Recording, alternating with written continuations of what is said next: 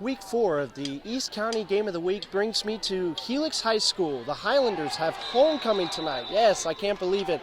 Both of these teams coming in 1-2 with Helix hosting the Madison Warhawks.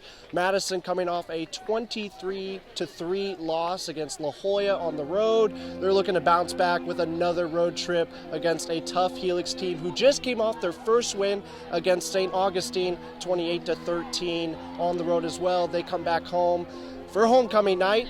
Two players to watch out, one from each side, are both Jackson players, okay? For Madison, that means look out for Ryan Jackson. The receiver leads the team in receiving yards, total touchdowns, and receiving touchdowns with 4 and averages about 68.3 yards per game. Meanwhile, for Helix, that means you got to watch out for a running back tonight. It's been Reggie Bush, it's been Christian Washington in the past, Kevin Allen III. Who is it this year? It is the transfer from the championship-winning team of Granite Hills a season ago, and his name is Pablo Jackson. He is going to be the catalyst, the workhorse of this Helix offense, and always expect him to be a threat in the running game. Who will come out with win number 2 here in Week 4? Time to find out on the PPR Hogcast.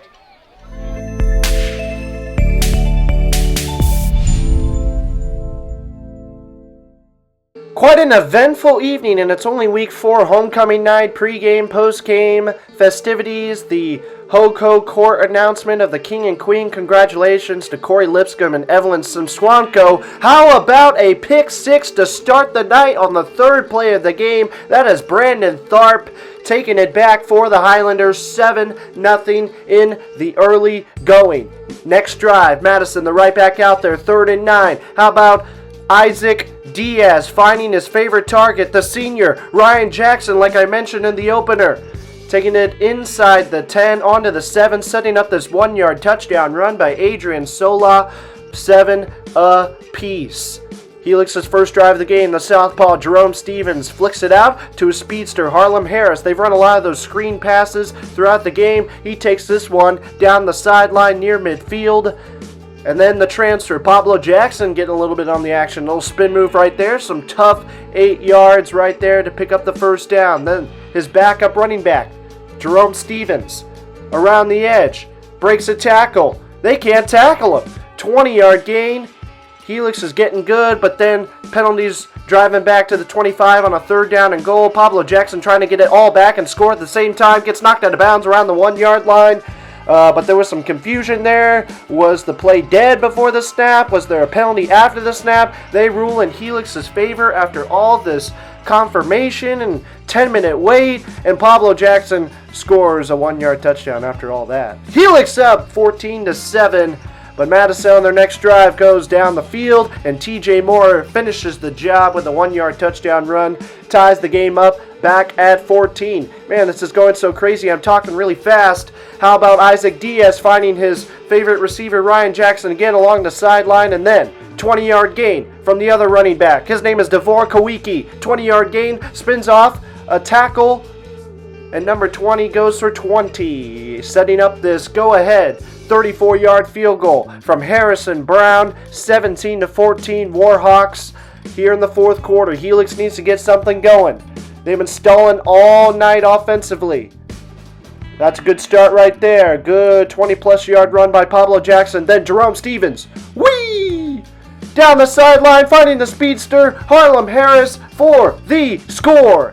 They would miss the extra point, but they go up 3 here in the fourth quarter, and their offense comes alive late. How about the draw play to the running back? That is Adrian Sola for a 20-plus yard gain to get things going. That scoreboard graphic is wrong. It's 3rd down. How about this play right here off the deflection? That was a huge play because that set up this field goal where the offense stalled, and the game is now tied up at 20 on the 34-yard attempt. Helix, last one to touch the ball. Madison would never touch it again. How about a little screen pass again to get things going off the left hand of Jerome Stevens, setting up this game-winning field goal from the PPR underdog. Aubrey Laue wins it for the Highlanders. Ice in her veins, ladies and gentlemen. Live from Helix, I'm here with the East County player of the game, Aubrey Laue, with the game-winning kick. Aubrey had a redemption kick, kind of missed one earlier, bounced back, hit one with 24 seconds left. How does that one feel, first of all? It feels amazing, honestly, especially for our homecoming with the fans out and then the fireworks afterwards. It was amazing. You heard your name chanted in unison right before you got that kick. Did you kind of notice that, or did you kind of block that out? I definitely noticed it at first, and then I kind of started to block out, and I got into my zone, and I thought of it as practice, and it went through.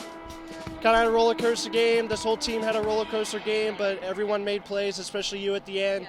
Yeah. What does that kind of win do for this team going forward? It definitely gives us a big boost of confidence, but there are definitely things we can learn from, and we're going to get at it at practice this week. That is all I have for tonight. Live from Helix Charter High School, my name is Jacob Morgan, saying good night.